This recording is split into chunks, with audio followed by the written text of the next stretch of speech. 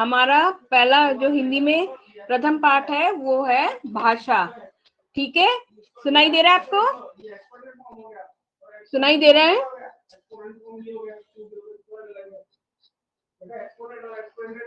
सुनाई दे रहा है अभिराज आपको? प्रॉपर सुनाई दे रहा है?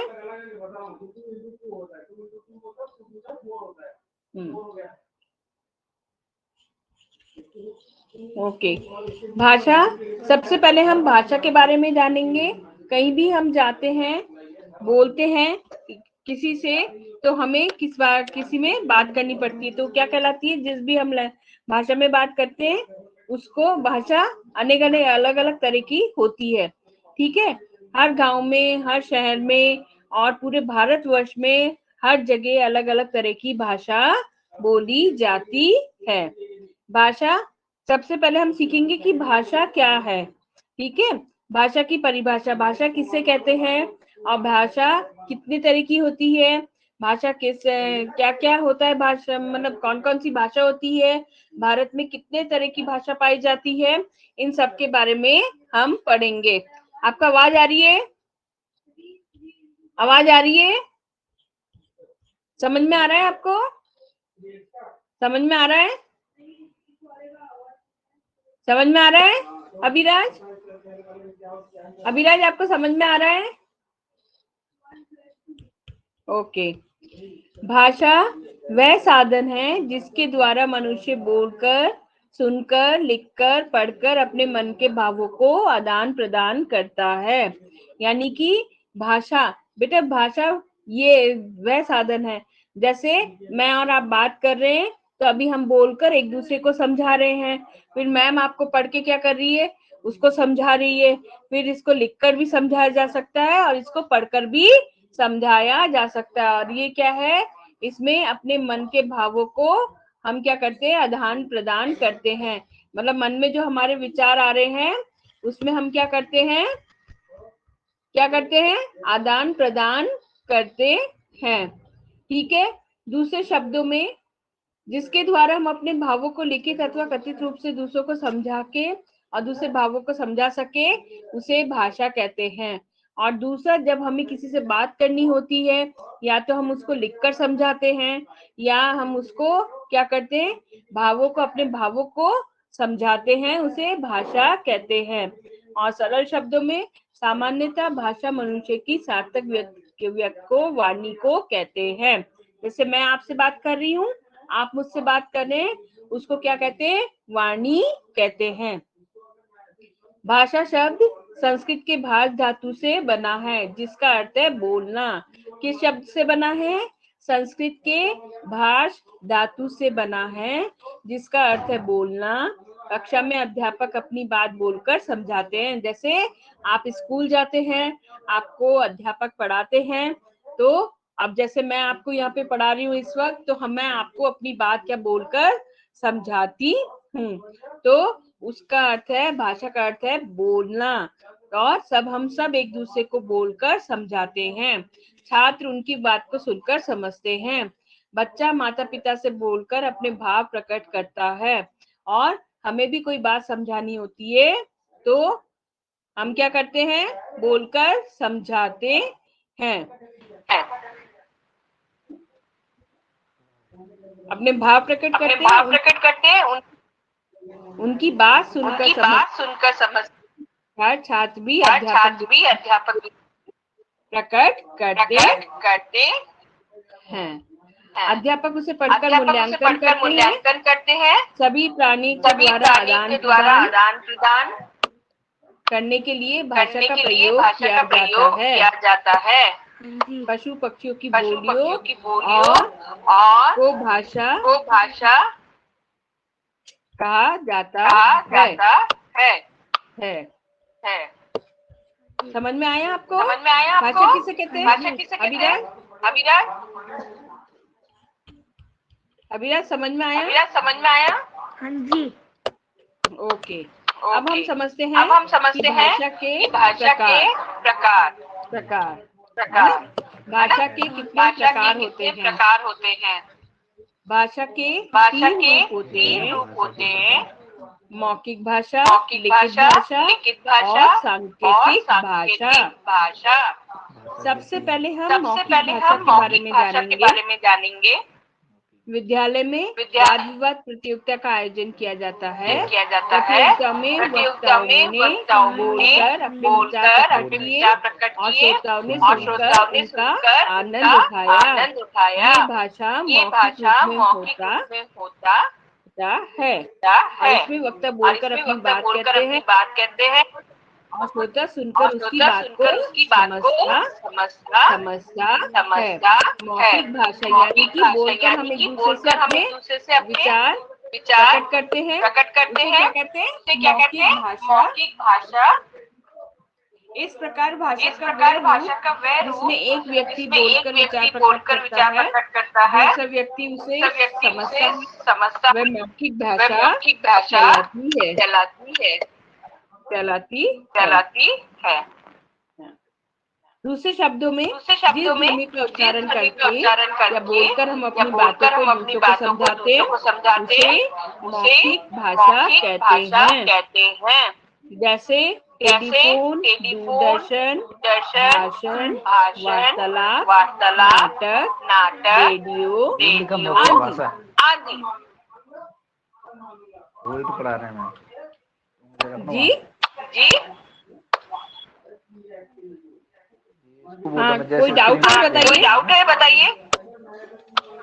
नहीं मैम, मैं इससे बोल रहा हूँ कि जैसे मतलब आप वहाँ से बता रहे हैं ना, तो उसको बोल रहा है कि तो उस जगह पे उंगली रख ताकि देखे स्क्रीन पे।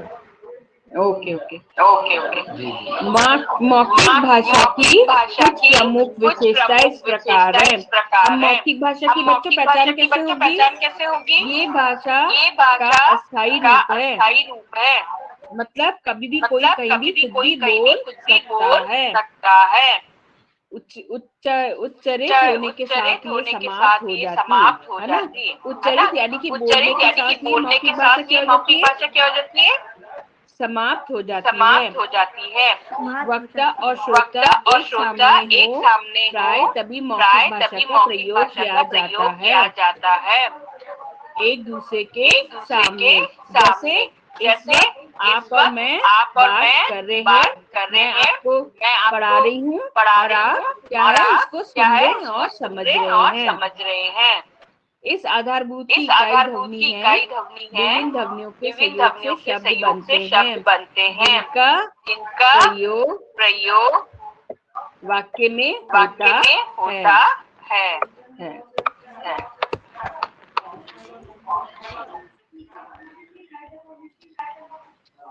तथा विभिन्न वाक्यों में वार्तालाप में किया जाता है। मतलब समझते हैं? अभी ना वार्तालाप का मतलब समझते हैं? नहीं। बातचीत। वार्तालाप का मतलब होता है बातचीत। आपका माइक म्यूट कीजिए। ये भाषा का मूल या प्रधान रूप है। मौखिक भाषा समझ में आ गया? आगे आपको समझ में? ओके। अब हम पढ़ते हैं जानते हैं लिखित भाषा। हाँ, मुकेश छात्रावास में रहता है। उसने पत्र लिखकर अपने माता पिता को अपनी कुशलता व आवश्यकताओं की जानकारी दी। माता पिता ने पत्र पढ़कर जानकारी प्राप्त की। ये का लिखित रूप है। इसमें एक व्यक्ति लिखकर विचार प्रकट करता है, जिसको पढ़कर उसे समझाता है। लिखित भाषा में इस प्रकार भाषा का वह रूप जिसमें एक व्यक्ति अपने विचार या मन के भाव को लिखकर प्रकट करता है, दूसरा व्यक्ति पढ़कर उसकी बात को समझता है। लिखित भाषा कहलाती है। दूसरे शब्दों में जिन अक्षरों या चिन्हों की सहायता से हम अपने मन के विचारों को लिखकर प्रकट करते हैं, लिखित भाषा कहते हैं। उदाहरण पत्र, लेख, पत्रिका, पत्रिका, समाचार, पत्र, कहानी, जीवनी, संस्मरण, तार आदि। और आजकल तो सबसे अच्छा साधन कौन सा? व्हाट्सएप, जहाँ पे हम लोग एक दूसरे को संदेश लिखकर भेजते हैं। लिखित भाषा की कुछ विशेषताएं इस प्रकार है। ये भाषा का स्थायी रूप है, यानी कि जब हम लिखते हैं तो कुछ सीमित शब्दों का ही प्रयोग करते हैं, है ना। जैसे मुझे कल जाना है। इस रूप में हम अपने भावों और विचारों को अनंत काल के लिए सुरक्षित रख सकते हैं। ये रूप ये अपेक्षा नहीं करता कि वक्ता श्रोता आमने सामने हो। इसके लिए आपको जरूरी नहीं है कोई आमने सामने हो, लेकिन आप किसी भी तरह का लिखकर शब्द वाक्य लिखकर आप प्रकट कर सकते हैं। इस रूप की आधारभूत इकाई वर्ड है जो उच्चारित ध्वनियों को अभिव्यक्त करते हैं। ये भाषा का गौण रूप है।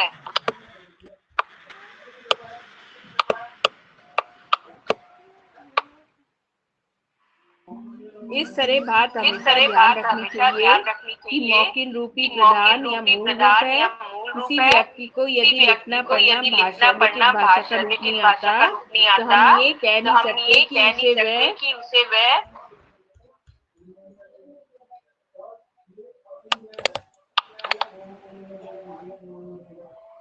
वह बोलकर अपनी बात संप्रेषित कर देता है। वह भाषा नहीं आती।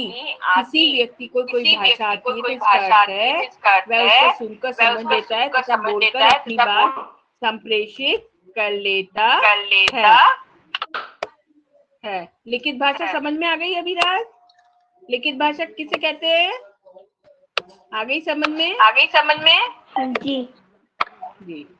सांकेतिक भाषा संकेतों के द्वारा बच्चे या गूंगे अपनी बात को समझाते हैं। ये सब सांकेतिक भाषा कहलाती है।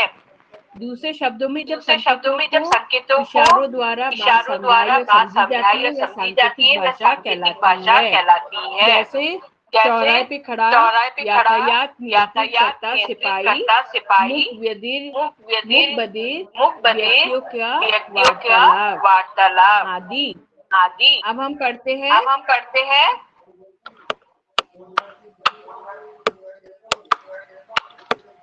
लिपि किसे कहते हैं? बोलते समय हमारे मुख से जो ध्वनियाँ निकलती है इन ध्वनियों को लिखने का प्रयोग किए जाने वाले चिन्हों को लिपि कहते हैं। लिपि का अर्थ है किसी भाषा की लेखन शैली अथवा ढंग से दूसरे शब्दों में एक भाषा को लिखने के लिए जिन चिन्हों का प्रयोग किया जाता है उसे लिपि कहते हैं। समझ में आ गया अभिराज? जी। तो ये आज हमारा पहला पार्ट था हिंदी का। ठीक है। ये आपको समझ में आ गया? इसके प्रश्नोत्तर मैं आपको भेज दूंगी होमवर्क में, और आपको होमवर्क में इसको करना है। समझ में आ गया? हाँ जी। ठीक है। आप क्लास से निकल के वापस रिज्वाइन कीजिए दूसरे सब्जेक्ट के लिए।